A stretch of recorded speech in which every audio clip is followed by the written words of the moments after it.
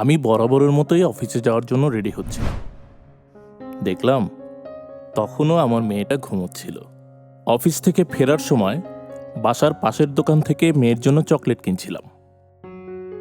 আমার পেছন থেকে ওর মা আমার কানে কানে ফিসফিস করে বলল, মেয়েকে এখন স্যানিটারি ন্যাপকিন কিনে দেওয়ার সময়, আর তুমি কিনা ওকে চকলেট কিনে দিচ্ছ। আমি আসলে বুঝেই উঠতে পারিনি যে আমাদের ছোট্ট মেয়েটা কখন এতটা বড় হয়ে গেল। মেয়েদের পিরিয়ড হেলথ কোনো লুকিয়ে রাখার বিষয় নয়। মেয়ের পিরিয়ড হেলথের খোঁজ তখন থেকে আমিই রাখি। মেয়ে যখন আমাদের, ওর সুস্থতার দায়িত্ব আমাদেরই। Neela Sanitary Napkin.